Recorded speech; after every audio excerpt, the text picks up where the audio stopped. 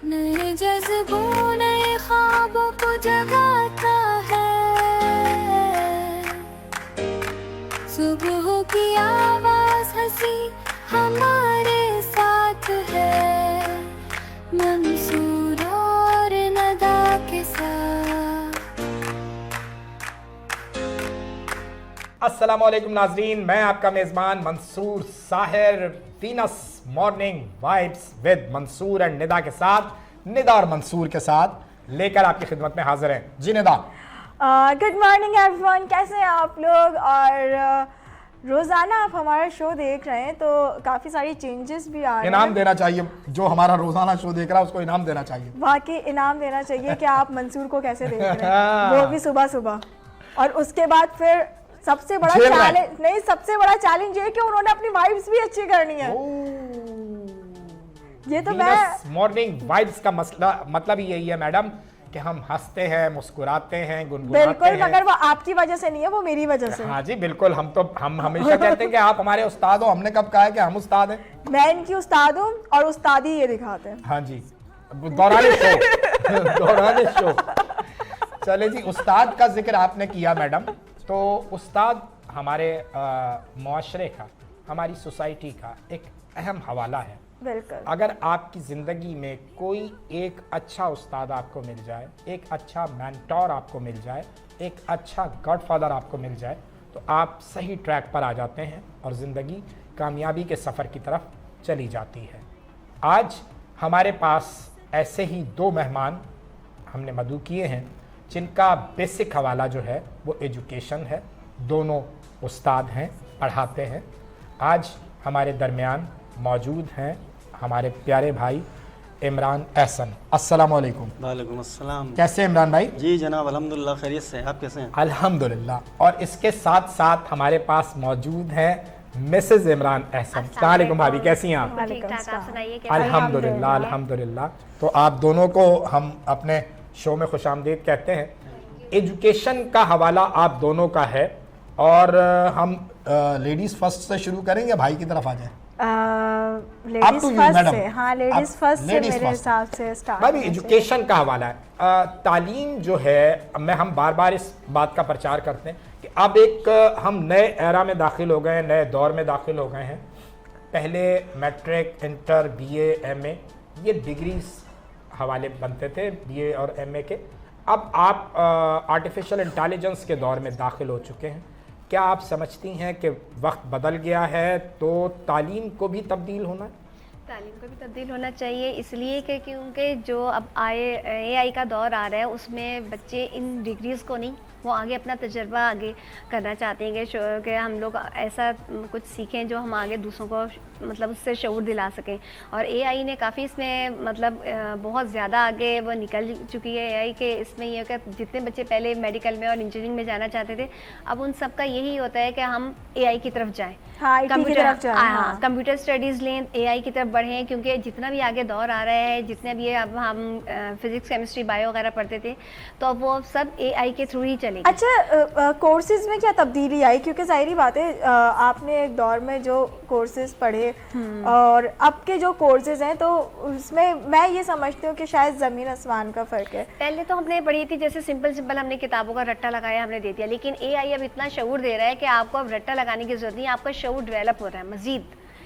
तो एआई जो है ना वो काफ़ी आगे फील्ड में इंशाल्लाह आगे ले जाएगा, अगर सब बच्चे इसके साथ कोऑपरेट करें और इसको समझें तो इंशाल्लाह ज़रूर मतलब आप एआई के पॉजिटिव साइड्स हैं। बिल्कुल। अच्छा इमरान भाई, जी आपके लिए इमरान भाई, आपका तो बेसिक हवाला ही कंप्यूटर एजुकेशन का हवाला है, तो थोड़ा सा जो भाभी बात कर रही हैं, थोड़ा सा इसको और मजीद आगे बढ़ाएं कि जो अब आने वाला दौर है। मैं जो समझता हूँ ना कि बहुत सारी फील्ड्स के अंदर लोग इस बात को प्रमोट कर रहे हैं। अभी भी हमारे यहाँ भी ऐसा हो रहा है कि जो एआई है वो बहुत सारे जो फील्ड्स को है वो खा जाएगा। जैसे उसमें मिसाल के तौर पे टीचिंग का भी शुबा आता है कि वो कहते हैं कि मुस्तकबिल में एआई जो है वो इसको खा जाएगा एंड ग्राफिक डिज़ाइनिंग को खा जाएगा। और बहुत सारे इस तरह के शोबों को नाम लिया जाता है कि जिसमें एआई इनको जो है ना वो हड़प कर जाएगा, यानी ये फील्ड्स ख़त्म हो जाएंगी। लेकिन मेरा कहना इसका थोड़ा सा डिफरेंट है, क्योंकि एआई जो है ना वो बजाते खुद कुछ नहीं है। एआई को अगर आपने यूज़ किया है तो एआई आपकी कमांड के ऊपर चलता है। मिसाल के तौर पे अगर मैं चाहता हूँ एआई को कि भाई मुझे एक छोटा सा पैराग्राफ चाहिए कि ये फ्यूचर डेवलपमेंट के लिए हमें क्या करना चाहिए, वो मुझे एक पैराग्राफ में चाहिए, तो एआई जो है ना वो जस्ट आपको ये बता देगा कि फ्यूचर डेवलपमेंट के लिए आप ये कर सकते हैं, लेकिन उसको ये नहीं पता कि मेरी रिक्वायरमेंट क्या है, मैं किस फील्ड के हवाले से उससे बात कर रहा हूँ। ये फील्ड उसको जब पता लगेगी जब मैं उसको बताऊंगा कि भाई मुझे कमांड दूंगा, मैं जो कमांड उसको बताऊंगा कि मुझे मेडिकल की फील्ड में चाहिए, मुझे इंजीनियरिंग की फील्ड में चाहिए, मुझे कंप्यूटर सॉफ्टवेयर में चाहिए, डिज़ाइनिंग में चाहिए, मतलब मोस्ट एवरीथिंग, बहुत सारी चीज़ हो सकती हैं। तो एआई दरअसल खुद कुछ नहीं है, वो फिर भी ह्यूमन चाहता है, वो आप कुछ बताओगे उसको, भाई मैं मेरी रिक्वायरमेंट ये है, मैं जो है ना वो इस तरह के कलर्स के कपड़े पहनना चाहता हूँ। आप उसको जब तक नहीं बताएंगे कि मैं किस कलर के कपड़े पहनना चाहता हूँ, कौन से मेरे ऊपर सूट करेंगे, तब तक वो आपको गाइड नहीं कर सकता, यानी उसमें भी वो आपका मोहताज है। तो मैं नहीं समझता कि एआई जो है ना वो मुस्तकबिल में टीचिंग को या डिफरेंट फील्ड्स को जो है वो ख़त्म कर देगा, ऐसा कुछ नहीं होने वाला। मतलब आप ये कहना चाहते हैं कि जो एआई है वो उसको कमांड चूंकि इंसानी हवाले दे रहे हैं, तो इंसान जो है उसका शऊर तो एआई के साथ बात करके उसके साथ मैच करके बेहतर हो सकता है, लेकिन एआई को हमेशा इंसान की जरूरत रहेगी। मैडम जी बिल्कुल बिल्कुल ऐसा ही है, क्योंकि एआई देखिए वही बात बता रहा होता है आपको जो आपने नॉलेज उसके अंदर फिट कर दी है, उसको उसके अंदर आपने नॉलेज डाल दी है, और वो हमें सिर्फ हमारा ही डेटा नहीं, इवन वो दुनिया के अंदर जो जो डेटा उसके पास जाता है वो अपने पास सेव कर लेता है, देन वो वही डेटा आप तक ट्रांसफ़र कर रहा होता है। इवन ऑफ इनकी बात के अगर आप फ्यूचर के हवाले से पूछें या किसी भी शोबे के हवाले से पूछें, किसी भी काम के हवाले से पूछें, तो आपको उसकी वर्ड टू वर्ड डिटेल देनी पड़ेगी। तो सिर्फ और सिर्फ आसानी ये होती है कि वो तरतीब दे देता है, तरतीब दे देता हाँ, है, सिर्फ वो तरतीब दे देता है, अगर मैं आसान अल्फाजों के अंदर कहूँ तो।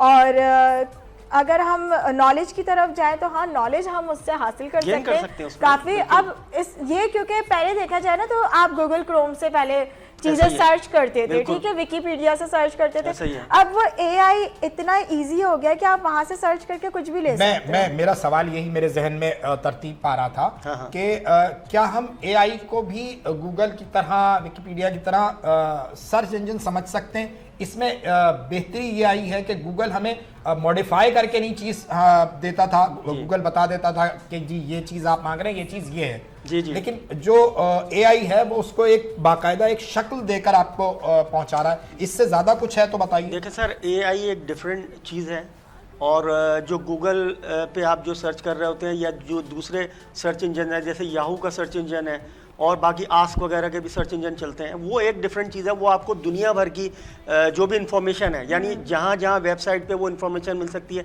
मिसाल के तौर पे मेडिकल के हवाले से अगर आपकी फील्ड है तो मेडिकल के बारे में आप जानना चाहेंगे कि मुझे लीवर फंक्शंस के बारे में जो साइट्स हैं वहाँ से मैं इन्फॉर्मेशन लेना चाहता हूँ, तो वो कौन से साइट्स हैं वो बताएगा वो आपको कि इन साइट पर आप जा सकते हैं। वहाँ पर मतलब लाइव लोग भी बैठे होते हैं, वो उनसे चैट भी कर सकते हैं आप, ये पॉसिबिलिटी उस सर्च इंजन में मिलेगी। लेकिन एआई जैसे जेमिनी वगैरह के अंदर जो यूज़ कर रहे हैं, चैट जीपीटी में यूज़ कर रहे हैं, उसमें वो आपको जस्ट साइट पर्टिकुलरली बता देगा, स्पेसिफिक मालूमात, एक स्पेसिफिक चीज़ बता देगा कि हाँ जी ये साइट है, ये साइट है, इसमें आप देख सकते हैं, इसमें देख सकते हैं। लेकिन जो सर्च इंजन है वो आपको वर्ल्ड लेवल के ऊपर वो तमाम चीज़ें, मतलब आप अपनी रिक्वायरमेंट के हिसाब से खुद देख सकते हैं उसमें। यहाँ पे उसकी जो है ना वो फील्ड थोड़ी सी अलग हो जाती है। वो इंफॉर्मेशन एआई हमें जो है वो उसको मैंने कहा ना कि वो एक मॉडिफाई करके दे रहा है, वो सारी चीज आपको एक बाकायदा स्क्रिप्ट की सूरत में दे रहा है, एक जैसे आपकी डिमांड है और डिमांड दे रहा है, डिमांड के तौर पे वो आपको बता सकता है। जैसे मैं इसकी मिसाल यूँ दूंगा कि एआई पे पिक्चर्स भी बन रही हैं आजकल, तो एआई पे पिक्चर्स की जो मतलब एक स्पेसिफिक आपको हर चीज़ मेंशन करनी होती है। मिसाल के तौर पे वो पूछता है जी बैकग्राउंड आपने मेंशन करना क्या होना चाहिए, आप स्काई के नीचे हैं या किसी छत के नीचे हैं, आपके साथ पौधे होने चाहिए, आपके साथ पॉन्ड होना चाहिए। तो ये सब चीज़ें उसको जब तक आप मेंशन नहीं करेंगे वो पिक्चर आपको बना के पेश नहीं करेगा। दूसरी सूरत में अगर आप गूगल पे जाते हैं, आप उसमें एक लिखते हैं कि जी मुझे एक सीनरी की रिक्वायरमेंट है, बैकग्राउंड सीनरी, उसमें डिफरेंट कलर के साथ, तो वो बहुत सारी पिक्चर्स आपको शो कर देगा। अब ये डिपेंड आपके ऊपर करता है कि आप उसके अंदर कौन सी पिक्चर चूज करते हैं, आपकी रिक्वायरमेंट क्या है वो खुद देख ले। बिल्कुल ठीक है। भाभी आपका भी कुछ है रुझान इस वाली साइड पे, और या मतलब सिर्फ भाई का ही शोभा है? ये एआई की तरफ जी।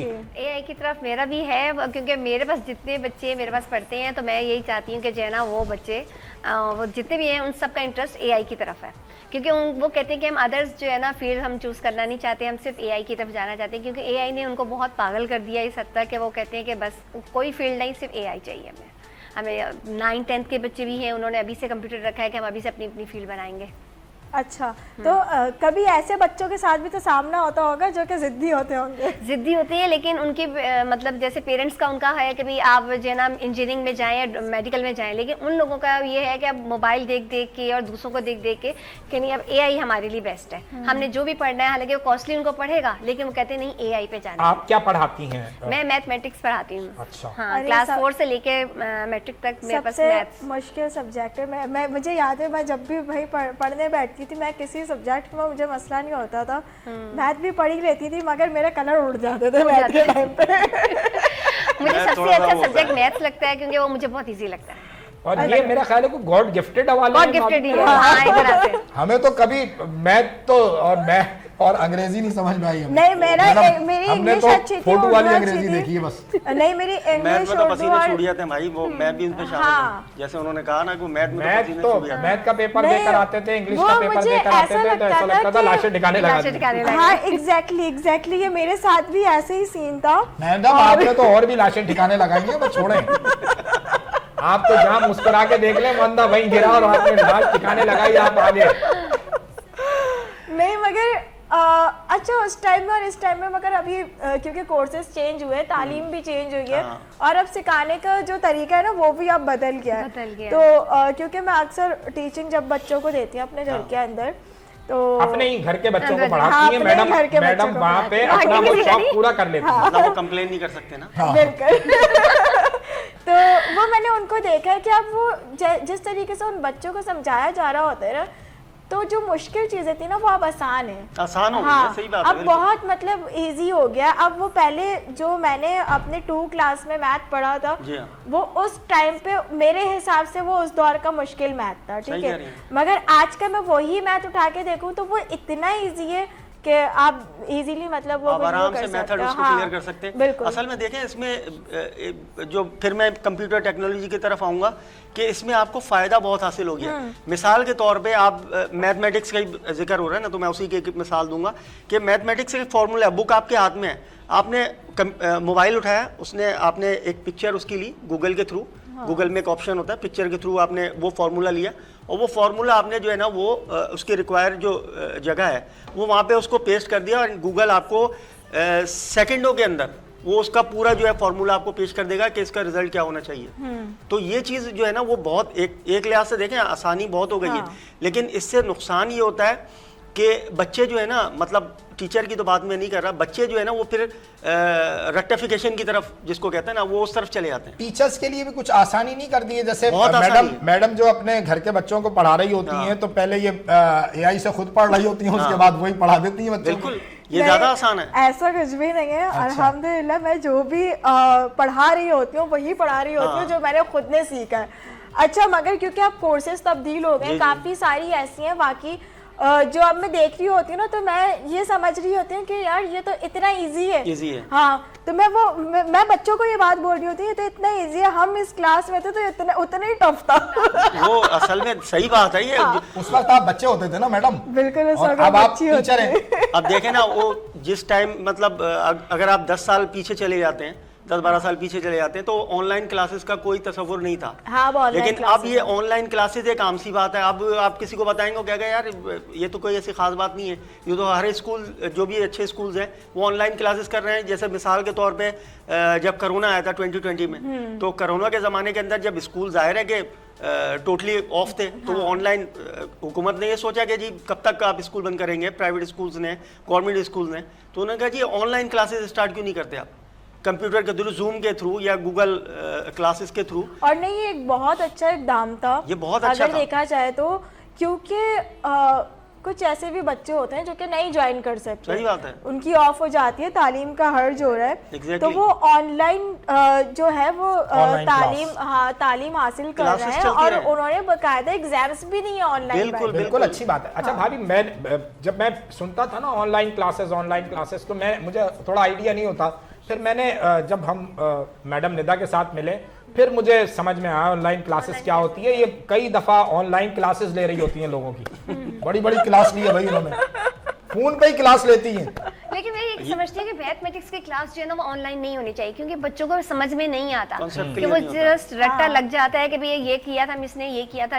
लेकिन मैं कहती हूँ कि ये सामने बैठ के जो आप इतना अच्छा समझा सकते हैं ना, ऑनलाइन पे नहीं बिल्कुल। समझा और सकते। जो मैडम क्लास लेती हैं लोगों की, वो ठीक है, वो ठीक है। वो तो मैडम फिर तो रुकती नहीं है जब क्लास लेने पे आती है और मैडम। मैथमेटिक्स के लिए तो सबसे बेस्ट है कि आप सबसे पहले आपको टेबल्स आनी चाहिए। अगर टेबल्स आकर समझे मैथ आसान है। बिल्कुल मैडम, बिल्कुल ऐसे ही आपको नहीं, कहाँ तक रुकिए। टेबल आते हैं? आप मुझे पहले ये बताएं कि आपने कभी भाई की क्लास ली? लो, गिनती याद नहीं होगी इनको। वाह वाह वाह वाह वाह वाह वाह। ये इसको मैं ये बहुत दिल से सुनिए तो- जो आह निकलती है, असर रखती है। वाह जी वाह। नहीं, अभी तो आपने उनकी सुनी, मेरी तो सुनी। हाँ, ये बात भी सही है यार। ये ऑफ द रिकॉर्ड है। ये बात भी सही है कि एक तरफ की गुफ्तगू है ये तो। अच्छा, तो घर में जो माहौल है वो जो रियाजी वाला है माहौल या कंप्यूटर वाला भाई माहौल? असल में देखें, चलता ये सिलसिला है कि उधर से मैथमेटिक्स चल रही होती है, ठीक है। इधर से कंप्यूटर एंड म्यूजिक दोनों मिला के चल रहा दोनों चल रहा होता होता है। है। तो वो मेरे ख्याल से, मेरा जहाँ तक ख्याल है, क्योंकि सीखने का हमारा मैथमेटिक्स आसान हो क्योंकि ज्यादा जाता है। हार्ड है, इसलिए वही जीत जाती है। मैडम, आपका मैथमेटिक्स भी हमारी तरह ही था। यार ये तो मुझे पता नहीं कि मेरा मैथमेटिक्स कैसा था। हम भी मगर मेरी ड्राइंग बहुत अच्छी थी। अच्छा, तो फिर आप पेंटिंग्स की तरफ क्यों नहीं गई? नहीं, मैं पेंटिंग्स करती हूँ अभी भी, ऐसा नहीं है। और मुझे बहुत मज़ा आता है पेंटिंग्स बनाने में भी। इवन मैं स्केचिंग भी करती हूँ। जब मुझे अपना माइंड रिलैक्स करना होता है तो अकेले बैठती हूँ मैं अपने रूम में, और दैन फिर मैं वो ऑयल पेंट्स होते हैं उनसे मैं प्रॉपर मतलब कैनवस के ऊपर पेंट करती हूँ। क्या पोर्ट्रेट करती हैं, क्या बनाती हैं आप? आपका बेसिक जॉनरा क्या है? अच्छा, मैं जो हूँ ज़्यादातर ना सीनरीज बनाती हूँ, मंजर बनाती हूँ। ये जो पीछे है ये आपने बनाई है? नहीं, ये मैंने नहीं बनाई। मैं बताऊँ ये किसने बनाई है? ये तो हमारे बॉस हैं, उन्होंने बनाई है। उन्होंने किससे बनाई है? बिलाल करीम उनका नाम है, और ये पूरा हमारे सेट, बॉस हैं। हाँ बिल्कुल, ये पूरा सेट ही उन्होंने डिजाइन किया हुआ है, और इवन हम भी उन्हीं की वजह से यहाँ पे बैठे हैं बिल्कुल और ठीक शो कर रहे हैं। और थैंक यू सो मच उन्हें, पूरी टीम को, और वीनस टीवी को भी, कि उन्होंने हमें ये मौका दिया कि हम यहाँ पे बैठ के मॉर्निंग वाइब्स सबकी अच्छी कर रहे हैं। जी बिल्कुल। और अच्छा, तो मैं ये बात कर रही थी कि आपने मुझसे मेरे जॉनरा का पूछा ना, तो मैं नॉर्मली मतलब मंजर बनाती हूँ। मंजर के अलावा जो हालात और वाक़यात होते हैं वो मैं कोशिश करती हूँ कि उन्हें मैं अपनी पेंटिंग के थ्रू मतलब मैं बोलूँ, क्योंकि बहुत सी बातें ऐसी होती हैं कि आप जो नहीं बोलते हो तो वो आप अपनी तस्वीरों में बयान करते हो। सही। तो वो मैं कोशिश करती हूँ कि अपनी तस्वीरों के अंदर बयान करूँ। और ये चीज़ भी बयान करना इस तरीके से तस्वीरों के ज़रिए ज़रा डिफ़िकल्ट है।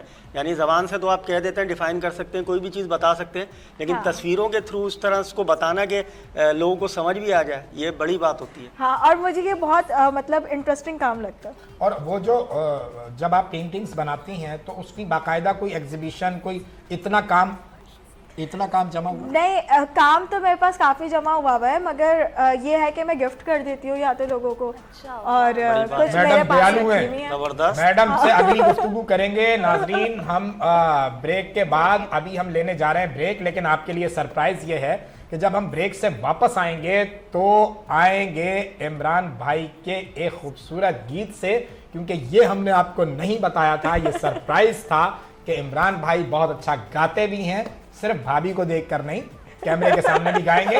वापस आएंगे हम ब्रेक से तो इमरान भाई के गाने से आएंगे। हमारे साथ रहिए, अभी हाजिर होते हैं। नए जज्बों नए ख्वाबों को जगाता है, सुबह की आवाज हंसी हमारे साथ है, मंसूर और नदा के साथ। नए जज्बों नए ख्वाबों को जगाता है, सुबह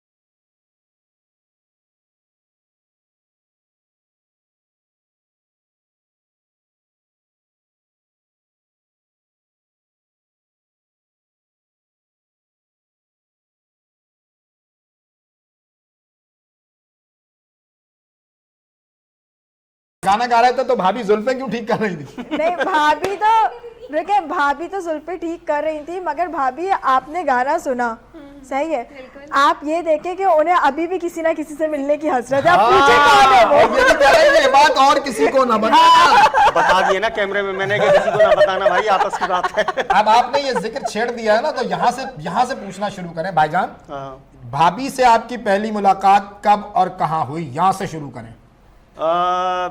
जमाना कदीम की बात है, अब अरे! तो इतना याद भी नहीं रहा। इतने पुरानी लग रही है आपको हमारी बात? 4-5 साल पुरानी बात कहाँ याद फिर रहती ठीक है। इतनी पुरानी बात हो गई है। अब कुछ इनको याद होगा, कुछ हमें याद होगा। असल में मुलाकात हमारी एक फंक्शन में हुई। फंक्शन कह लें, तकरीब कह लें, कोई शादी का मौका था किसी की। वैसे ये कज़न भी है हमारी, माशाल्लाह। तो इस वजह से जो है ना वो मुलाकातें पहले भी रहती थी, लेकिन वहाँ कुछ स्पेशल मुलाकात इसलिए हो गई थी कि इन लोगों की तरफ भी कोई शादी का प्लान बन रहा था और हमारा भी इत्तेफाकन कुछ बन ही गया था, तो Almost। इसलिए जो है ना वो 2-3 नज़र में थी। अच्छा, आप पाकिस्तानी शादियों के अंदर कुछ हो रहा हो, ये काम बहुत ये काम जोर वो से जो हो बड़ी रहा है। बड़ी मूवी होती है ना, वो ऐसे करके काट रही होती है। तो हर बंदा हीरो बन के आया हुआ होता है वहाँ पे, और हर लड़की जो है ना वो हीरोइन बन के आई हुई होती है कि भाई कहीं ना कहीं किसी को कोई हीरो मिल जाए, और वो हीरो सोच रहा था कि कोई हीरोइन मिल जाए। और वहां पे बड़ी मुश्किल होती है आंटीज को ना, जहाँ पे 3-4 लड़कियां ऐसे लहरा के चल रही होती है ना, वो हो फिर वो उनकी समझ में नहीं आ रही, ये ठीक लग रही है, लग तो ये भी ठीक रही है, हाँ। ये वो दूसरी वाली ज्यादा अच्छी है। वो कहती है नहीं इसकी आंखें आपस में नहीं मिल रही, छोड़ो इसको।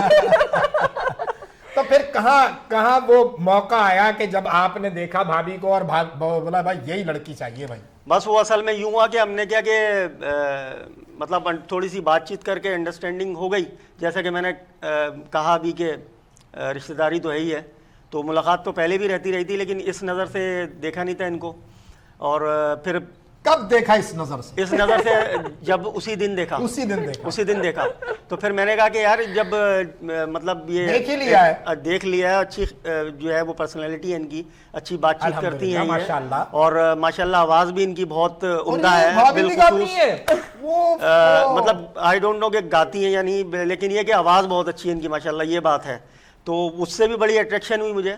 तो फिर वालिदैन तो मेरे इंतकाल कर चुके थे, लेकिन तो मैंने अपनी बहन से इस बारे में डिस्कस किया, तो यूं मामला इस तरह आगे बढ़ते चले गए। बिल्कुल नहीं, मगर आपको ये बात कैसे नहीं पता कि भाभी गाती हैं या नहीं गाती हैं, क्योंकि आपको तो उनके साथ 4-5 साल हो चुके असल में हैं। ये मुझे 4-5 साल नहीं हुए तो ज्यादा है, उनको लग रहे हैं। मुझे लग रहा है ऐसा है, मुझे ऐसा लग रहा है। ये भी कुछ ख्वाब में है। भाभी 4-5 साल कितने बरस हो गए इस अजीम कार्रवाई को? माशाल्लाह 16 साल हो हाँ, गए। 16 साल। यानी भाई उस वक्त छोटे ही थे, 16 साल के ही थे। मैं भी बहुत छोटी थी, ऐसी बात 16। हाँ, नहीं मैं तो बहुत छोटी थी भाई, ये बड़े तेरा की थी भाभी। अब भाई तुम तो हम असल में पाल के करने अच्छा है।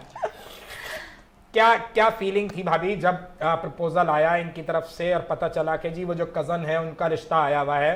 तो अम्मी ने बताया, अब्बू ने बताया, बहन ने बताया, उसके बाद की फीलिंग क्या थी?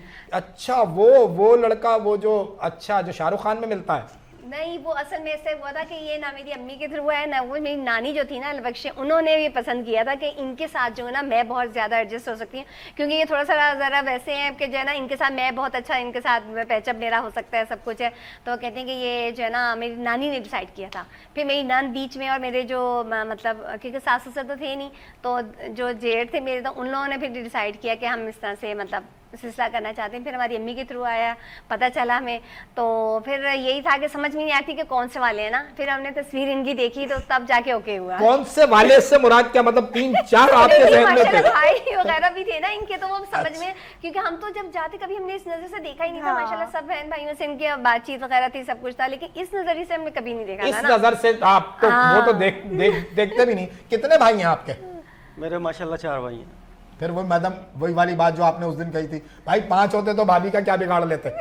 हाँ, ये बात भी सही है कि और क्या देखा। आपको ये बात कब लगी कि अब मतलब ये बात आपको लगती है कि भाभी के साथ पैचअप चल रहा है सही? हाँ पैचअप चल तो रहे ठीक, वो लड़ाई झगड़े फड्डे तो हर जगह होते हैं भाई। लड़ाई माहौल- झगड़े फड्डे कॉम्प्रोमाइज कौन करता था? हुस्न है आपकी मोहब्बत का। बिल्कुल। हाँ नहीं, वो तो नहीं, देखें, compromise ये कौन करता है? एक खूबी है जिंदगी की कि आपका जो लड़ाई झगड़ा जो थोड़ा बहुत चलता है, हाँ। उसके बाद कॉम्प्रोमाइज भी हो ही जाता है किसी न किसी तरीके नहीं से। तो आप करते हैं, भाभी करती हैं? ज्यादातर तो 90% तो मैं ही करता हूँ। अच्छा उस दिन आप ब्रेक से पहले हमें बता रहे थे कि भाभी हमेशा घुटनों पर आती है और फिर जो है वो इम्पॉसिबल। अभी बता रहे थे Impossible। भाभी आप उधर थी जब मेकअप रूम में, तो मुझे बता रहे थे कि भाई हमेशा लड़ाई झगड़े में जब भी होती है पहल तुम्हारी भाभी करती हैं, ये घुटने के बल नीचे झुकती हैं और मुझसे कहती हैं चारपाई के नीचे से निकल आओ। दरअसल मसला ये कि जो होम मिनिस्टर होता है ना, वो बहुत पावरफुल होता है। पावरफुल होता है हमेशा से और हर जगह पे।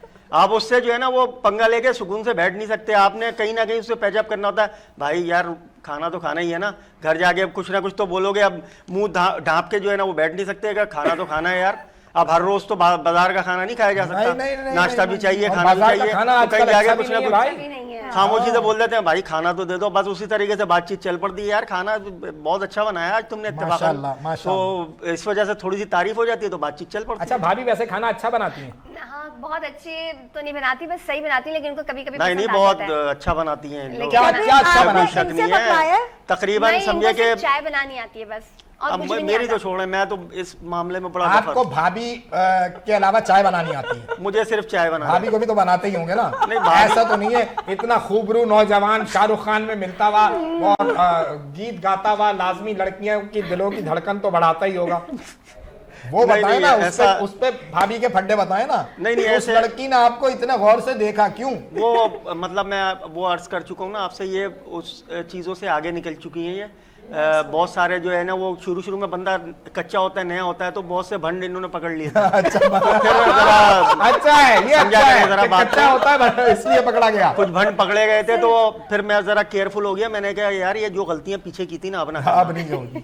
नहीं लेकिन जैसे आप जाते हो फंक्शंस में जाते होगे, तकरीबात में जाते होगे, और जो फैमिली गैदरिंग्स है उसमें भी आपसे फरमाइश की जाती होगी। जी हाँ। तो शादी की इब्तिदा है, शादी को चंद बरस हुए हैं और उस वक्त आप गीत गा रहे हैं, सामने बैठी हुई दीगर खवातीन जो हैं, दीगर लड़कियां जो हैं वो बहुत गौर से बहुत प्यार से सुन रही हैं। हाँ। उसके बाद का फिर रिएक्शन क्या होता था घर आके? उसके बाद का रिएक्शन अभी तक तो बहुत अच्छा ही चला। ये बड़ा कंप्रोमाइजिंग है इस हवाले मैं में। जरा कूल माइंडेड हूँ, मैं नहीं नोट करती इस ये चीज़ को, मैं इस- कहती हूँ कोई बात नहीं। ये इसलिए अच्छा। हाँ। ये मतलब कंप्रोमाइजिंग इसलिए भी है कि इनको पता है कि शोबिस की फील्ड में हर तरह के लोगों से इंटरेक्शन हाँ। रहता है। अच्छा मगर कभी ऐसा हुआ कि कोई भाई की कोई ऐसी फैन हो जिसने आपको इतना इरिटेट कर दिया हो कि आप बोल रही हो कि बस क्या हाँ, बोलूं क्योंकि मैं? भाई नहीं जो है मुझे ना- हुआ था पहले शुरू में, इनके एक मामू की जो बेटी है ना उनसे हुआ था। अच्छा ये ना मुझे उनको देख देख के ना आंखें चुराए मैं। अच्छा इनकी शादी में मैंने कहा मसला क्या है,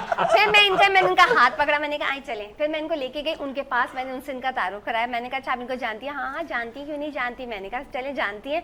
तो मैंने कहा अभी मुझे कहे नहीं ना अच्छा नहीं लगता, अच्छा अल्लाह नहीं नहीं लगता। हाँ कह रहे अच्छा नहीं लगता। मैंने कहा कोई बात नहीं, कजन आपकी है, शर्मा आप रहे, मैं तो नहीं शर्माती, चले आए। फिर मैंने उनसे इनका मिलाया तो मुझे कह रहे तुम तो बहुत ही सनगीन बेवकूफ हो जो इस तरह से तुम हालांकि आपने पक्का काम कर लिया। मैंने पक्का, हाँ मैंने कहा बहन भाई को मिला दिया आपने। असल में वो है ना? वजह उसकी ये थी कि ये जो बता रही है ना, इसका खास वाकया बताने का मकसद ये है कि वो लड़की भी और उनकी फैमिली भी इंटरेस्टेड थी इंटरेस्टेड हमारे थी इनके साथ। साथ कि भी हाँ, लड़की इस वजह सोचे से पास्ट हो गया ना, माजी हो गया, हाँ। माजी हो गया। उसके बाद जब भाभी जिंदगी में आ गई तो उसके बाद जितनी कजन्स थी वो सब बहनें हो गई। सब बहनें हो गई, एक आध को छोड़ के। सही है, सही बोला आपने। ओ नहीं भाई, अब तो वो ये उनके मामू बन गए ना फिर। हाँ आप तो मामू ही बन गए, आप तो मामू ही बन गए, ये बात तो है। कभी ऐसा होता है आप लोगों के अंदर अब भी तकरार ये छोटी मोटी चलती रहती है, चलती? शुक्र है कभी लड़ाई नहीं होती हमारी, ये बात है। हाँ ना अच्छा इनमें हमारे में बेसिकली कभी भी रिश्ते लड़ाई नहीं की होती, जो हाँ। खूबसूरती होती है ना वो भी यही होती है कि आप एक दूसरे को समझ के अंडरस्टैंड करके चले। Exactly. क्योंकि उतार चढ़ाव से देखें जिंदगी के अंदर वो आते तो रहते हैं। हिस्सा है। और अच्छा लड़ाई क्यों नहीं होती? वो हमारे डॉक्टर साहब पूछ रहे हैं भाई ये तो सफेद झूठ है कि लड़ाई नहीं होती। नहीं लड़ाई लड़ाई क्यों नहीं होती। अगर देखे कब हमारी होती है, कभी होती है ना तो बच्चों की बिना पर कभी ऐसा हो जाता है कि मैं जरा बेटी को जरा डांट बट ज्यादा करती हूँ। हालांकि वो देखे मैं कहती हूँ मैं सारा दिन घर पे होती ना तो कम से कम ये कि बच्चों को देखती हूँ, और जब जितने टाइम पे मैं हूँ स्कूल के आने के बाद जो है ना मैं उनको कहती हूँ कि अगर कोई चीज़ ठिकाने पे नहीं रखी तो मैं डांट पड़ती हूँ। तो ये मुझे अक्सर डांटते तुम क्या हर वक्त उसको डांटती रहती हो ये वो। मैं कहती नहीं, देखें कल को मुझे ये सब कहेंगे कि माँ ने क्या तरबियत की, तो मैं इसलिए उनको डांट डपट करती हूँ। तो ये बेटी जो है वो इनकी ज्यादा फेवरेटिज्म है, और जो है ना बेटा जो है ना वो मैं उसको अभी छोटा है लेकिन अच्छा, छोटा बेटियां वैसे भी बाप के बहुत वो क्लोज है भी इनकी अच्छा, लेकिन मुझे अब समझ में आया मैडम, आप मुझसे इतनी डांट डपट क्यों करती हैं, ताकि कल आपको कोई ये ना कहे कि आपने क्या तरबियत की है मंसूर साहब की। तो हर चीज में मैं ना टोका टोकी करती रहती हूँ बस, कभी ऐसे नहीं करो ऐसे करो, और अगर किचन में काम कर रही हो तो हर चीज हाथ के हाथ समेट के रखो सबको। तो इस बात पे ये कहते हैं कि उसको कोई चीज बना रही है ना, वो बना दो, वो खुद समेट लेगी। मैं कहती नहीं, साथ साथ करना चाहिए। हाँ। क्योंकि एक घर में बाज का 2 देवरानियां जेठानियां भी होती हैं, सब कुछ होता है, फिर एक को एक बुरा लगे, वो उस नजरिए से भी आप ना उसको देख के चलेंगे, भैया हाथ के हाथ चीजें समेट के रखो। अच्छा, मैं इस हवाले से एक चीज़ ज़रूर कहना चाहूँगा कि बच्चों पे सख्ती आप कर रहे हैं, नरमी सख्ती सब चीज़ चलती है, एक सख्ती कर रहा है, एक नरमी कर रहा है, वो ठीक है। लेकिन मैं इस चीज़ के हक़ में कतई भी नहीं हूँ कि बच्चों को जो है ना वो मार पीट के समझाया जाए, क्योंकि मैं बेटी है या बेटा है, मेरे ख्याल से अभी तक की लाइफ में शायद मैंने एक आध दफ़ा, वो भी बहुत ही कोई ख़ास बात के ऊपर मैंने कोई थप्पड़ लगाया होगा, वरना मैं बच्चों को मारने के हक़ में कतई भी नहीं हूँ। डांट रहे हैं आप, ठीक है, डांट दिया आपने, ओके ठीक है, मारपीट वाला जो है ना वो सिलसिला नहीं, तो थप्पड़ ठीक कर दिया जी, ये कर दिया, मैं इसके फेवर में कतई भी नहीं हूँ। क्योंकि इससे जो है ना वो बच्चा, एक तो ये कि आपका जो कहना चाहिए ना कि मोहब्बत कह लें या बाप का जो रौब होता है या माँ का जो रौब होता है वो ख़त्म हो जाता है। तो वो मतलब बच्चा यूज्ड टू हो जाता है, यार ये तो जरा सी कोई बात हुई है तो थप्पड़ ही लगा देते। अच्छा, ये तो अपने बच्चे की बात हो रही है, लेकिन मौजूदा जो आप जिस एरा में हैं, जिस दौर में हैं, यहाँ आप दूसरे के बच्चे को भी नहीं मार सकते हैं एक टीचर की हैसियत से। तो इस तरह का कोई इंसिडेंट हुआ कभी आपने वाकई किसी गलती पे के एक टिका दिया और उसके बाद फिर अम्मा अब्बा जो है वो लड़ने आ गए बाकायदा? असल में सर ये मारने की बात तो दीगर है, बाज़ दफ़ा तो सिर्फ आपको डांटने की वजह से, यानी वाकई बच्चे की मिस्टेक है। मिसाल के तौर पे बच्चा जो है ना वो वेप इस्तेमाल कर रहा है स्कूल में, बैग में रख के लेके आ गए और रिसेस में जो है ना वो उन्होंने इसको यूज़ कर लिया।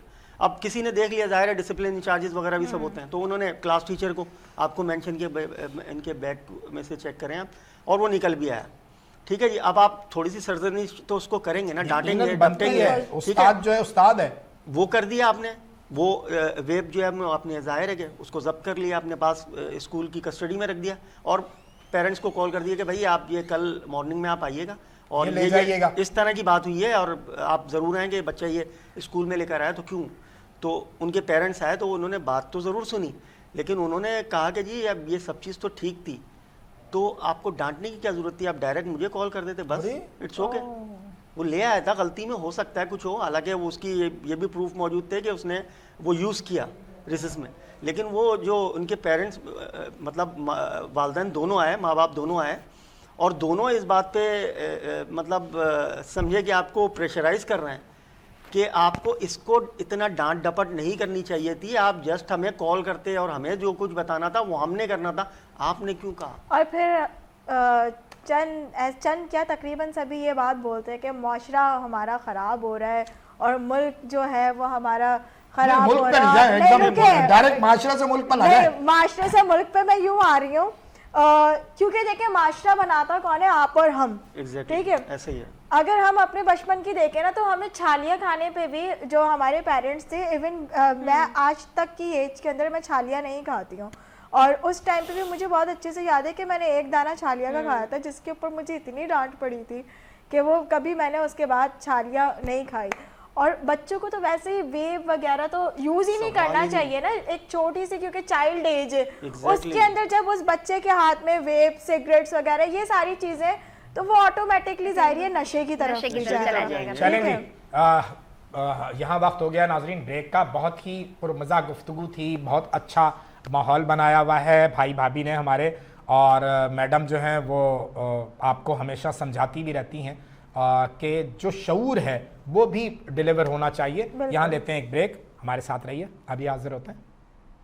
नए जज्बों नए ख्वाबों को जगाता है, सुबह की आवाज हंसी हमारे साथ है, मंसूर और नदा के साथ। नए जज्बों नए ख्वाबों को जगाता है, सुबह की आवाज बाजी हमारे साथ है, मंसूर और नदा के साथ।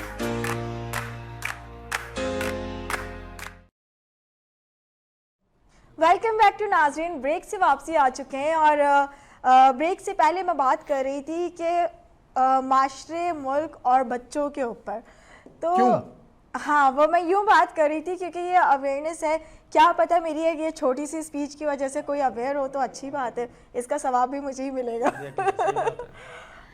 तो बात देखें इतनी सी है कि हम बात करते हैं कि ड्रग्स बहुत आम हो रही है, मंशियात बहुत आम हो रही है, दीगर और मसाइल हैं। तो सबसे बड़ा जो आपका स्कूल होता है ना, वो आपका घर होता है। घर के बाद आप जाते हो स्कूल के अंदर पढ़ने के लिए, फिर वहाँ से आपकी तरबियत होती है, आपको तालीम, शऊर आता है, दुनिया के बारे में आपको पता चलता है। मगर जो माँ बाप सिखा सकते हैं ना, वो कोई और नहीं सिखा सकता। अब क्योंकि इससे पहले के शो के अंदर मैंने ये बात की थी कि मैंने एक ऐसे बच्चे को देखा, बिल्कुल मैंने एक ऐसे बच्चे को देखा जिसकी उम्र कोई इतनी खासा नहीं थी, वो 13-14 साल का बच्चा होगा और वो नशा कर रहा है। तो वो मुझे देख के मतलब बहुत ताज्जुब हुआ, और इवन उसके घर वालों को पता है क्योंकि मैंने उनकी अम्मी से बात की, तो उसके घर वालों को पता है इस बात का। तो जब आप मतलब अपने बच्चों को खुद ही नहीं सिखाएंगे, खुद ही गाइड नहीं करेंगे इस एज के अंदर, जिस एज के अंदर आपको वो बच्चा जो है वो कोरा कागज़ है, जो आप लिखोगे वही आपको रिटर्न में मिलेगा। तो फिर जब आपका बुढ़ापे का टाइम होगा, जब वो बच्चा बड़ा हो जाएगा, जब वो खुद नाकारा होगा, नाकामयाब होगा, तो वो माशरे में, इवन अपनी पर्सनल लाइफ के अंदर और आपके लिए वो नाकामी ही डिलीवर करेगा।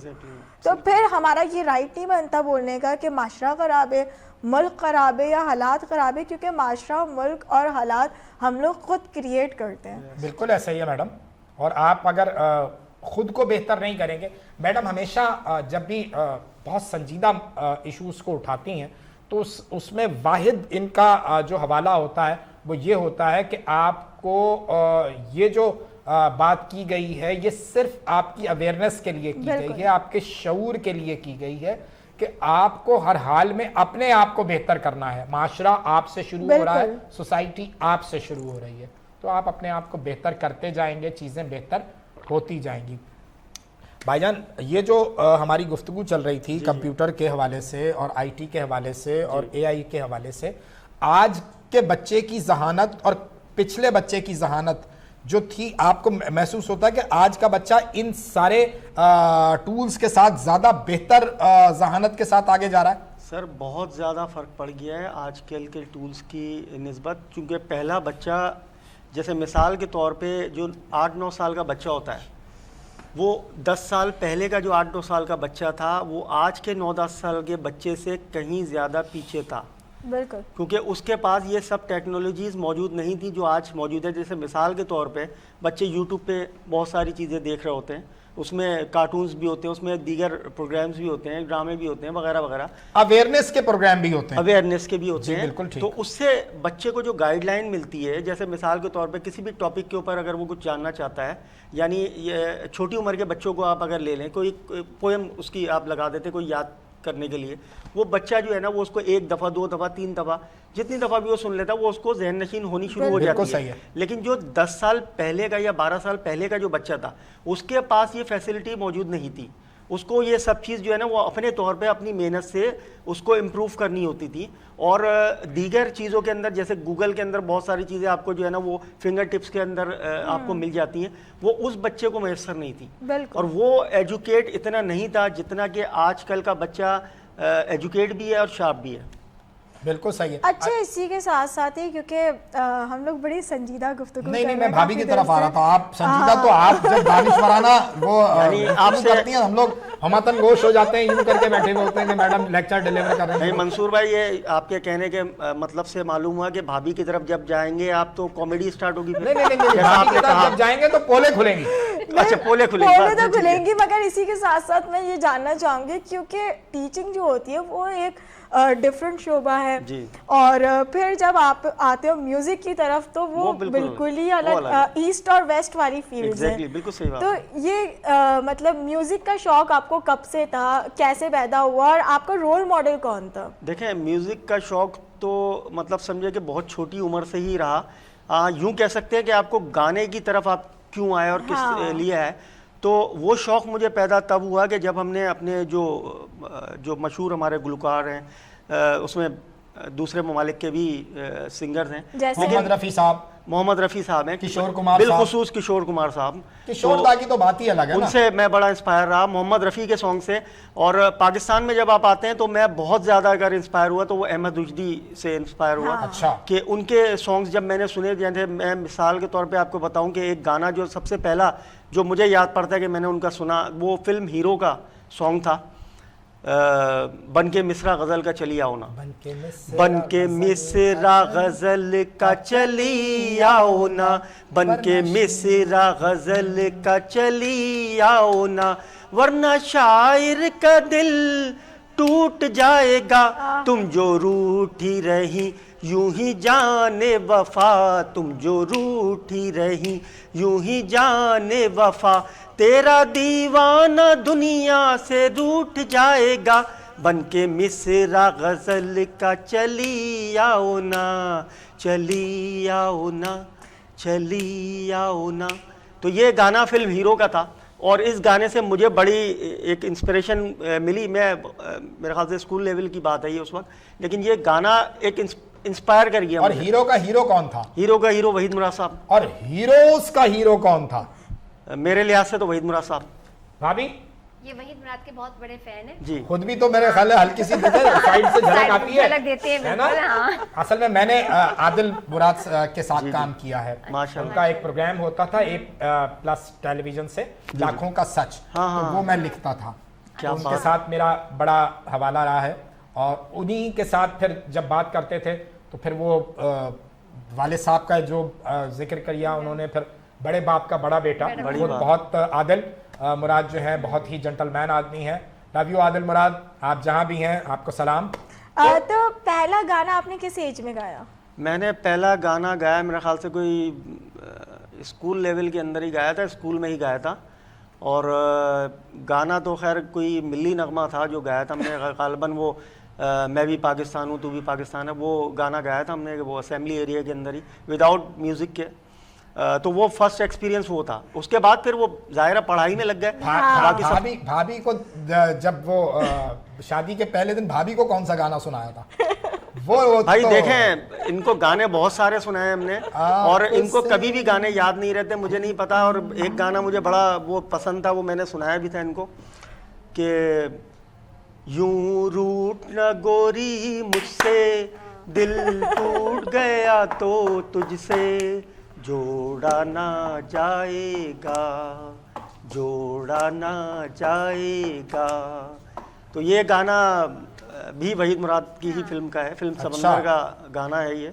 और बड़ी मतलब समझे कि हमारे एरा से बहुत पहले की बात है, लेकिन वो इंस्पायरेशन होती है तो फिर आपको ढूंढ के सर्च करके चीजें निकालते हैं, वो अट्रैक्शन होती है। तो मैं देखता हूँ और मुझे इसलिए फील होता है कि हमारे यहाँ अब इन मौजूआत के ऊपर मूवीज़ नहीं बन रही हैं। हाँ। कि जैसे समंदर की अगर आप बात कर रहे हैं, ये मछेरों के मौजू पर एक फिल्म बनी थी जो आजकल मेरे ख्याल से कोई तस्वुर भी नहीं करेगा। बड़ा समंदर मेरा ख्याल है उसका एक गीत बड़ा मशहूर था, वो हम गा सकते हैं, ऐसी बात नहीं है।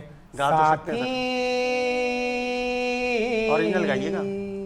तेरा मेरा साथी है लहराता समंदर, हम बेटे हैं समंदर के, हम तूफानों के पाले हैं, हर मुश्किल से हम हंस हंस वाह कर वाह। टकराने वाले। क्योंकि वाह, देखो वाह, वाह। गुनगुनाने का माहौल चल रहा है तो फिर बकायदा यार कुछ हाँ, गा लिया डायरेक्टर जाए। साहब ट्रैक हाँ, लगाएं कुछ जी, गा गाना लिया सुनाएं, लगाएं सर, फिर गाना सुनाएं, गाना मूड सुनाएं, बन गया डायरेक्टर हुआ साहब तो फिर स्टार्ट करें। गाना लगाएं, मजा आए। चले जी। ये फिल्म जब जब फूल खिलेगा, अहमद रुश्दी वहीद मुराद का संगम। क्या पता क्या भरोसा है किसी का,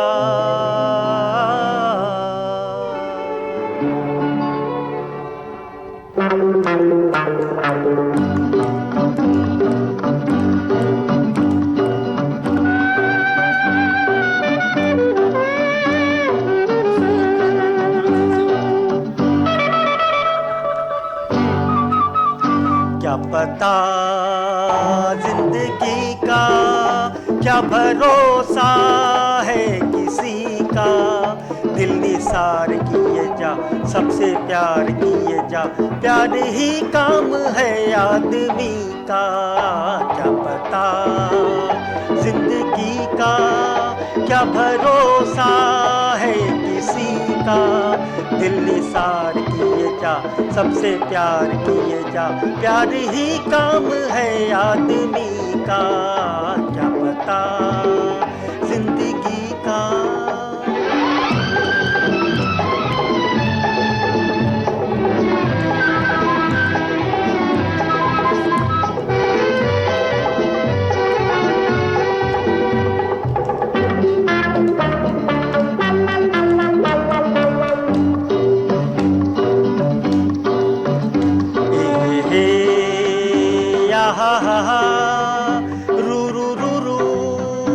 रा रा रा ला ला ला ला ला ला।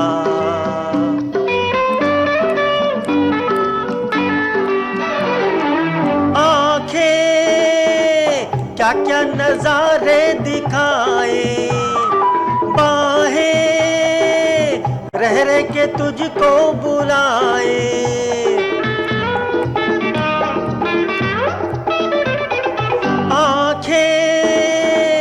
क्या क्या नजारे दिखाए, बाहें रह रह के तुझको बुलाए, गोरी हो या काली सब है भागो वाली, गोरी हो या काली हाँ सब है भागो वाली, प्यार है एक जैसा सभी का।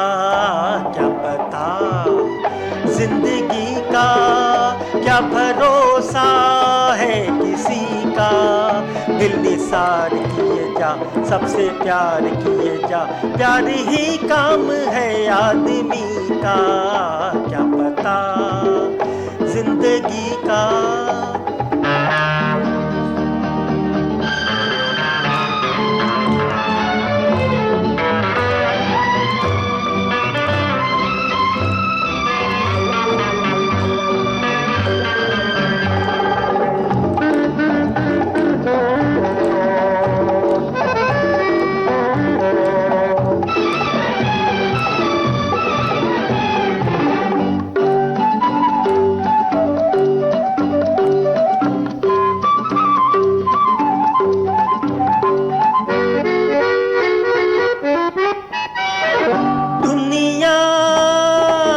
चार दिनों की कहानी जानी, मुड़ के ना आए जवानी,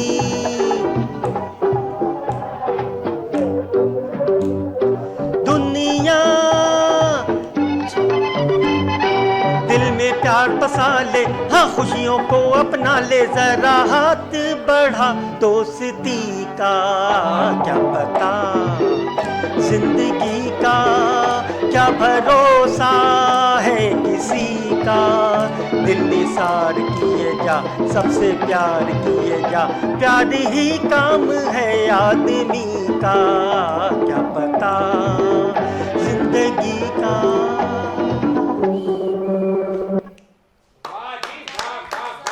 बहुत शुक्रिया सर, यार बड़ी नवाज़। कितना खूबसूरत मैसेज है कि वाकई ज़िंदगी का नहीं पता कुछ भी कि कब क्या हो जाए और अगला पल क्या हो क्या नहीं हो। बस ये है कि जब तक है और जब भी है जहाँ कहीं भी है तो खुश रहें, खुशियाँ बांटते रहें और ख़ुद से मोहब्बत करें, दूसरों से मोहब्बत करें।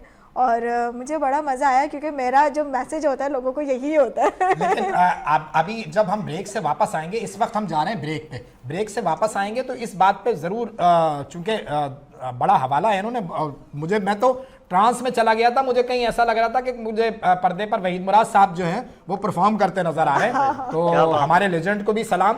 ब्रेक का टाइम हो गया है, ब्रेक से वापस आएंगे तो गुफ्तगू करेंगे कि पाकिस्तान में गाना कल क्या था और आज क्या है, और मैडम अब क्या गा रही हैं, और जो रैप में गाया जा रहा है वो क्या है।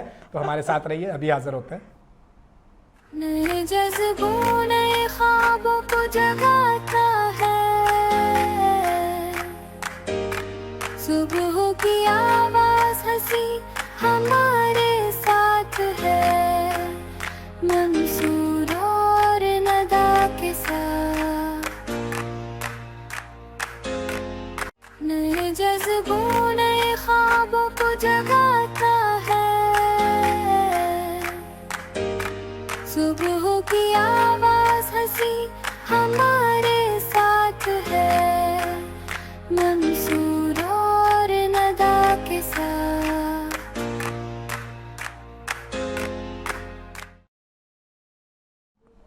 वेलकम बैक टू नाज़रीन। ब्रेक से वापसी आ चुके हैं और गुफ्तगू चल रही थी। क्या गुफ्तगू चल रही थी मंसूर? आप सोचे मैडम, नहीं याद नहीं आ रहा आप एक खूबसूरत गीत से लुत्फानंदोज हुई, उसके बाद बिल्कुल फिर बिल्कुल आपने- ऐसा ही है। आपने हाँ, मैं गुफ्तगू आ गई अपने पॉइंट पे। I got my point. और पॉइंट ये था कि मुस्कुराते रहें, खुश रखें और ख़ुद भी खुश रहें, क्योंकि तकलीफ़ें और परेशानियाँ तो देखें ज़िंदगी का हिस्सा ही है, मगर इसी के साथ साथ ही खुशियाँ बिखेरना और ख़ुद भी खुश रहना जो है वो बहुत मुश्किल काम है, स्पेशली आज के दौर में इतना नफसा नफसी का दौर है। मगर फिर भी ये छोटी छोटी चीज़ें हैं जिसकी वजह से ज़िंदगी जो है वो आसान हो जाती है। और मंसूर मुझे आजकल बिल्कुल भी खुश नहीं रख रहे। काफ़ी उसकी वजह है मैडम, मसला ये है कि जब जो है सुबह सुबह हमारी एनर्जी जो है, जब दो प्रोग्राम, फिर सीरियल के मामलात, तो जब नींद पूरी ना हो ना आपकी, तो कहीं ना कहीं आप थोड़े से तो डल होते हैं। लेकिन तो फिर जैसे मैडम आ मैंने जाती आपको कौन सा बोला है कि मुझे यहाँ भंगड़ा करके दिखाओ? मैडम आ जाती है तो फिर भंगड़े पाने का भी दिल चाहता है, ऐसा नहीं है मैडम। आपसे बड़ी स्पार्किंग हवाले निकलते हैं। यहाँ आपके आने के बाद आपने देखा नहीं, सेट का माहौल तब्दील हो जाता है। वहाँ सामने ग्रीन जो है वो वाकई ग्रीन लगने लगता है। अरे थैंक यू सो मच। बात देखिए सिंपल सी इतनी मैं है। अगर आपकी इजाजत हो तो भाभी इससे बहुत देर से कुछ बात नहीं की है, हाँ, तो अगर- मैं उन्हीं पे ही आ रही हूँ। बात देखें सिंपल सी इतनी है कि औरतें जो होती है ना, खवातीन, हाँ लड़कियाँ, बच्चियां, बिल्कुल, उनका जो है ना वो इस माशरे में बहुत अहम किरदार है। वो भले शादी से पहले हो या शादी से बाद हो, क्योंकि उनका जो भरम है ना वो भरम ही मतलब वो रहता है। अगर वो कुछ नहीं भी बोले ना तब भी उनका भरम कायम रहता है। मेरा सवाल भाभी से ये था कि भाभी आप वैसे तो मैथमेटिक्स की उस्ताद हैं, लेकिन क्या आप भी एआई से मदद लेती हैं कुछ उस सिलसिले में, या जैसे? नहीं, मैं एआई से नहीं कर लेती, बिल्कुल अच्छा। भी नहीं, बिल्कुल भी नहीं, क्योंकि एआई जो है ना वो बहुत ही इन डिटेल में चले जाते हैं। वो सारी कमांड्स देनी पड़ती हैं कि ये बताएं ये बताएं, तो वो उससे नहीं करती है। लेकिन अल्लाह का शुक्र अल्हम्दुलिल्लाह ये कि मैं जितना भी होता है मैं खुद अपने बिहाफ पे करती हूँ और वो Very सही good. हो जाएगा।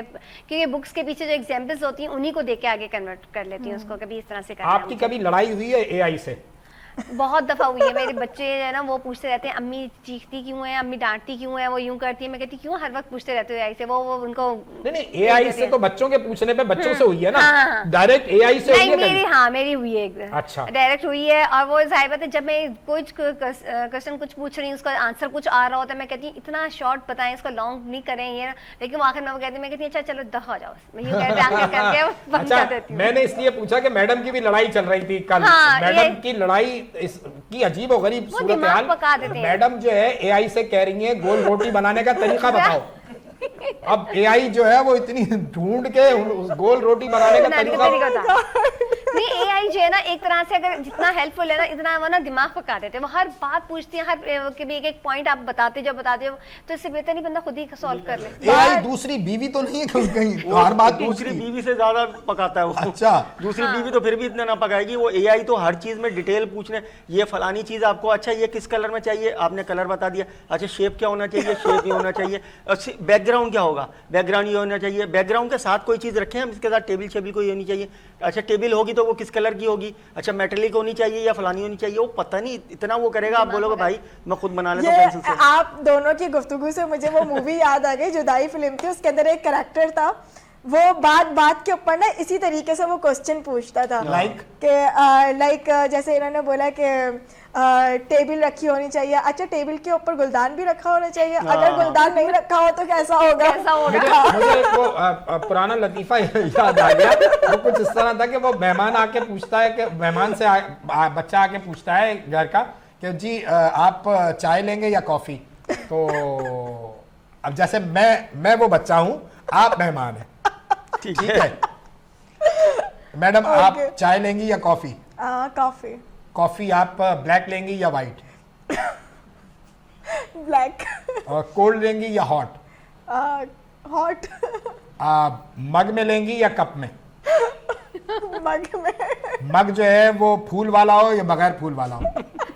यार एज यू लाइक, बस कॉफी चाहिए, कैसे भी ले आओ। नहीं, ये तो आपको बताना पड़ेगा कि वो मग फूल वाला हो या बगैर फूल वाला।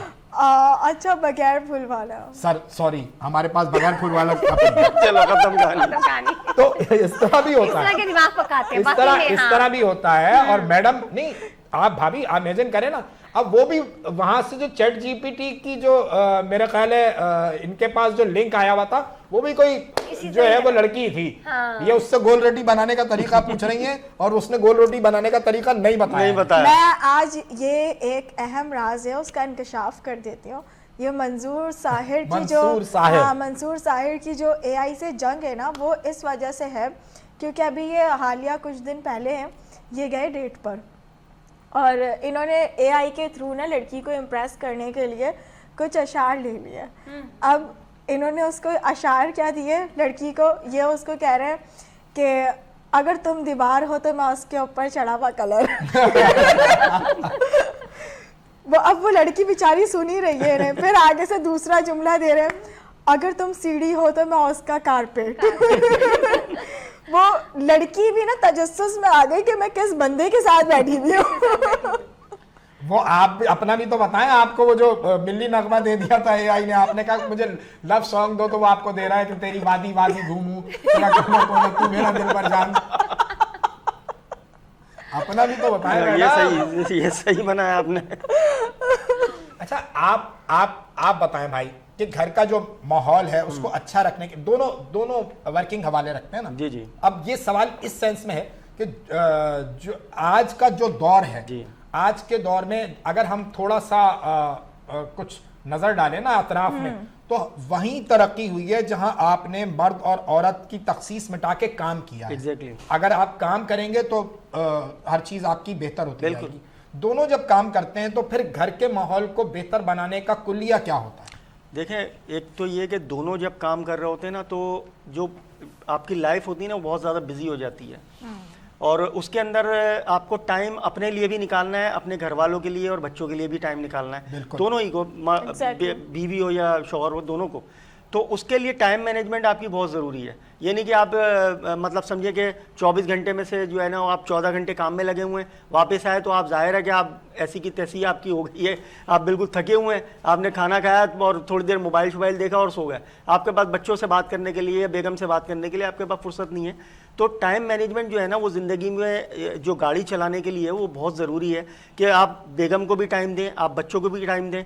बिल्कुल उसी तरीके से यही चीज़ जो है ना वो ख़ातून पे भी लागू होती है जो कि बीवी होती है, तो उनके ऊपर भी यही लागू होता है कि वो अपनी जो आपकी जो लाइफ है, अपनी जो जॉब है, उसके हवाले से वो इस तरह से टाइम मैनेज करें कि वो अपने घर को भी टाइम दे सके, क्योंकि खातून के लिए जो है ना वो जिम्मेदारी बढ़ जाती है। एक तो ये कि उन्होंने जॉब देखनी है, उसके बाद उनको घर पे खाना पकाने का सिलसिला वो सब देखना होता है। कितनी खूबसूरत बच्चों बात इन्होंने की है। मैं पहले किसी मर्द से ये बात सुन रही हूँ और मुझे सुनते हुए बहुत अच्छा लग रहा है। आप गुफ्तगू कंटिन्यू रखें। बढ़ती है। नहीं, जिम्मेदारी बढ़ जाती है, नो डाउट। मैं जो रियलिटी है मैं उसी की बात कर रहा हूँ, क्योंकि एक तो जॉब देखना, उसके बाद घर आते ही आपने फिर वो खाने पकाने का सिलसिला, फिर बच्चे स्कूल से आ गए उनका जो है वो खाना पीना देखना, फिर अपने आप को मैनेज करना एक बड़ा मुश्किल काम है। आप थक के चूर हो गए कि यार मैं थोड़ी देर आराम कर लूँ, फिर जो है ना वो हस्बैंड साहब तशरीफ ले आएंगे तो उनका खाना, तो वो सब चीज़ें जो है ना वो देखना और बनाना और सब मैनेज करना, ये एक यानी समझे कि किसी भी औरत के लिए वो एक डबल ड्यूटी बन जाती है और उसके लिए उसको टाइम मैनेज करना बहुत ज़रूरी है। बहुत सारों को मैंने देखा है, जैसे मेरे स्कूल में भी कुछ ख़वातीन ऐसी हैं कि उन्होंने क्या किया कि देखें पैसा कमाना ज़िंदगी के लिए ज़रूरी है, लेकिन उसके लिए आप इतना अपने ऊपर बर्डनाइज ना करें कि आपके ऊपर अपने लिए या अपने फैमिली के लिए टाइम ना मिले। जैसे फॉर एग्जांपल मैं बताऊं आपको कि बाज़ों को मैंने देखा कि वो सुबह स्कूल ज्वाइन किया, दोपहर को 1:30 बजे 2 बजे स्कूल से घर पहुँचे, थोड़ा सा रेस्ट किया, उन्होंने खाना शाना खाया पकाया, उसके बाद उन्होंने ट्यूशन स्टार्ट, ट्यूशन स्टार्ट के बाद वो जाहिर है कि 7 बजे 8 बजे तक वो फ्री हो गए, तो उसके बाद आप सोचिए कि सुबह जब 6 बजे से आपकी ड्यूटी चल रही है और रात के 8 बजे तक आपकी ड्यूटी पहुंच गई, तो आप अपने फैमिली को, अपने घर को सही बात है, वो किस सफर तरीके से करेंगे। टाइम दे सकते हैं, क्योंकि आपके अंदर तो इतनी कैपेसिटी नहीं है। आप उसके बाद आप बिल्कुल ढीले पड़ जाते हैं और आप कहते हैं यार मैं सो ही जाऊं तो बेहतर है, क्योंकि इससे ज़्यादा मेरे अंदर ताकत हिम्मत ही नहीं नहीं है। होती नहीं बिल्कुल इंसान ठीक है में। भाभी। एक वर्किंग वुमन की हैसियत से कि जो भाई बता रहे हैं कितना सफ़र करना पड़ता है, कितना अपने आप को स्ट्रॉन्ग करना पड़ता है। मतलब मियाँ बीवी दोनों काम पे जा रहे हैं, उसके बाद जो बीवी है वो आएगी घर पे, तो ये हमारी सोसाइटी का नियम है, हमारा माशरा है, ये कह रहा है कि वही खाना बनाएगी, वही बच्चों को भी देखेगी। कितनी हिम्मत चाहिए होती है, कितना हौसला चाहिए होता है। मैं कहती हूँ मुझे वाकई में, मैं भी यही काम करती हूँ। मैं सुबह स्कूल से जब आती हूँ उसके बाद फिर मैंने आके बच्चों को नाश्ता वगैरह देना होता है, उन्हें मदरसा वगैरह भेजना होता है, उसके बाद फिर घर का मतलब खाना वाना बनाना होता है, हंडिया रोटी दोनों मैं खुद बनाती हूँ। तो सही बात है, ये इनकी ये बात भी सही है कि जब तक ये आते हैं वाकई में बंदा बड़ा एग्जॉस्ट हो चुका है, सुबह स्कूल की ड्यूटी, फिर दोपहर अपने घर की ड्यूटी, और फिर जब मियाँ साहब आए वो कहते हैं बिल्कुल एक्टिव होके बैठे, तो वो फिर इस चीज़ में थोड़ा बहुत ऊपर नीचे हो जाता है कि साहिब लेकिन बहरहाल औरत मैनेज करती है वो हर हाल में, क्योंकि देखो हम बाहर का खाना पसंद नहीं करते, घर का ही खाना पसंद करते हैं, बच्चों के लिए भी अपने लिए भी। तो ये है कि फिर मैनेज करती है, औरत कर लेती है इंशाल्लाह। बिल्कुल ऐसे यही छोटी मोटी चीजें होती हैं जो कि हस्बैंड वाइफ दोनों कॉम्प्रो करके चले तो जिंदगी चलती है। मैडम, और वक्त खत्म हो रहा है, बिल्कुल, मैसेज पे जाएं बिल्कुल। ताकि फिर हम आखिर में, मेरे दिल में है कि आखिर में एक गाना जो है, बिल्कुल मैं अपने मैसेज के साथ इन दोनों के मैसेज लेती हूँ, देन फिर हम लोग अपने गाने के ऊपर जाते हैं। क्योंकि अक्सर हमारी सोसाइटी अब चेंज हो रही है, क्योंकि एक दौर पहले ऐसा था कि हर चीज़ औरत ही करती थी, और मर्द जो है वो ये समझता था कि अगर हम शादी करके औरत को लेकर आए तो शायद उसकी ही सारी रिस्पॉन्सिबिलिटीज़ हैं। तो ऐसा नहीं है, आज का मर्द जो है वो समझता है इस चीज़ को बाखूबी, और वो समझता ही नहीं, साथ में उसका साथ भी देता है। मगर कुछ जगह आप पक्का कर रही पे हैं आने वाले को? यार नहीं, मैं पक्का नहीं कर रही। वो जो आने वाला जो मेरा फ्यूचर हस्बैंड है, जब वो मेरा हस्बैंड हो जाएगा तो मैं उसको अभी से ही बता रही हूँ। सुने भाई, जो भी है वो बहुत गौर से सुने। कि सारी चीज़ें मैंने अकेले नहीं करनी, अगर मैं बर्तन धो रही हूँ तो आपने भी मिलके बर्तन धोने। यानी अभी से प्रिपेयर हो जाएं। हाँ बिल्कुल बिल्कुल, जो मैडम ने कहा है, तो अगर आप हमारी आवाज सुन रहे हैं, नहीं सुन रहे हैं, तो मैं आपको जो है वो ये वाला क्लिप अलग से काट के भिजवा दूंगा। वेल तो खैर ये तो मजाक मस्ती चलती रहती है, मगर कुछ रिलेशंस में वैसे सचमुच भिजवाऊंगा। तो कुछ रिलेशंस क्योंकि मैंने ऐसे देखे हैं, क्योंकि हस्बैंड वाइफ के अंदर ना नोक झोंक होती रहती है, मगर वो ना तकरार बहुत गहरी हो जाती है, दूरियां आ जाती हैं। और जो बेसिक मसाइल होते हैं ना, वो मसाइल यही होते हैं कि मर्द ये कहता है कि मैं दिन भर थका हारा काम से आऊँ, घर के अंदर आके मैं चिक चिक सुनूँ, ये सुनूँ वो सुनूँ, और घर के अंदर जो औरत होती है वो भी बेचारी सुबह से कामों के अंदर लगी हुई है। अब वो उस मर्द का इंतज़ार कर रही है, क्योंकि उसके पास कोई और है ही नहीं सुनाने वाला, वो अपनी फ्रस्ट्रेशन उसी में ही निकालेगी। तो दोनों जब ये एकदम टकरा जाते हैं ना, तो फिर यहाँ पे लड़ाइयाँ बढ़ती हैं। तो सिर्फ इसके लिए एक छोटी सी बात ये बोलूँगी कि उस मर्द को भी थोड़ा सा मौका दें कि वो थोड़ा सा रेस्ट कर ले, उसके बाद फिर आपको जो सुनाना है आप उसे पूरी दुनिया के गीत सुनाएं, उसका मसला नहीं है। और उस मर्द को भी मैं यही बात बोलूँगी कि माना आप बाहर होते हैं और काम करते हैं दिन भर, मगर जो औरत है ना वो आपका घर संभाल रही है, आपके बच्चे संभाल रही है, इवन ऑफ खुद को मैनेज करना हो उस बीच के अंदर, और इफ़ अगर वो वर्किंग वूमेन है तो साथ में अपना करियर, बाहर के लोगों को जो आपके इर्द गिर्द का माहौल है उस सबको मैनेज करते हुए चलना अपने आप में बहुत बड़ी बात होती है। तो बस ये है कि दोनों मैडम आपने इतनी अच्छी गुफ्तगू की है कि मेरा दिल चाह रहा है कि सच्ची मुच्ची की तालियां बजाऊं आपके लिए। अरे थैंक यू सो तो मच। ये बहुत ज़रूरी है जो मैडम ने बात की। भाईजान ये आपका कैमरा है, कोई मैसेज देना चाहें तो? सर मैसेज मैं यही देना चाहूँगा कि मियाँ बीवी के लिए दोनों तरफ से जो है ना वो जिसको कहते हैं कि दोनों हाथ से ताली बजती है, बिल्कुल उसी तरह से। तो बीवी भी मियाँ का ख्याल करें और मियाँ भी जो है वो अपनी जो है बेगम का ख्याल करें, क्योंकि इस दौर के अंदर जो नफ्सा नफ्सी का दौर जिसको कहा जाता है उसमें कोई किसी का ख्याल नहीं कर रहा होता, सब अपनी दुनिया में मगन, अपने काम में मगन और लगे हुए होते हैं। तो इसलिए एक दूसरे का ख्याल कीजिए, क्योंकि यही ज़िंदगी है। जी भाभी। अच्छा, मैं उस्ताद के हवाले से बात करूंगी कि आप उस्ताद को एक तो इज़्ज़त दें, दूसरी बात ये कि उस्ताद बादशाह नहीं होता, लेकिन यह है कि बादशाह बना देता है। और जो है हमें भी उस्ताद बनाने में हमारे माँ बाप और हमारे बहन भाइयों ने हमें बहुत सपोर्ट किया।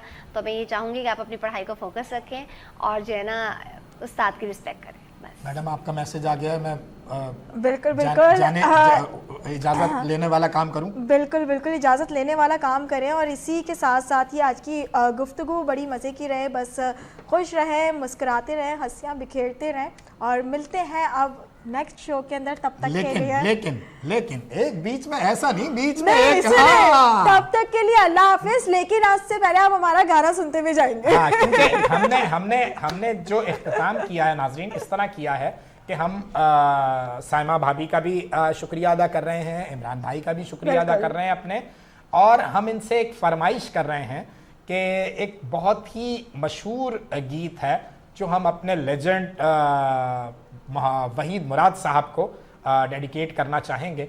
और मतलब उससे बड़ा हीरो पाकिस्तान की इंडस्ट्री में नहीं आया, इसमें कोई दो राय नहीं है, कोई शक नहीं है। तो ये गीत उनकी नज़र, हमारी तरफ से इजाज़त। आप इस गीत से लुत्फ़अंदोज़ हों। हमारी आपकी मुलाकात होगी अगले प्रोग्राम में। अल्लाह हाफ़िज़।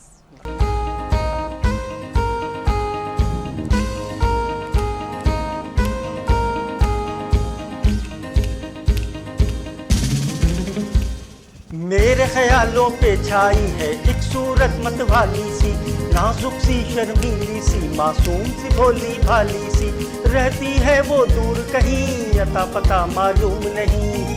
Cocoa Corina, cocoa Corina, cocoa Corina, cocoa कोरीना। मेरे ख्यालों पे छाई है एक सूरत मतवाली सी, नाजुक सी शर्मीली सी, मासूम सी भोली भाली सी, रहती है वो दूर कहीं, अता पता मालूम नहीं। Cocoa Corina, cocoa Corina, cocoa Corina, cocoa Corina.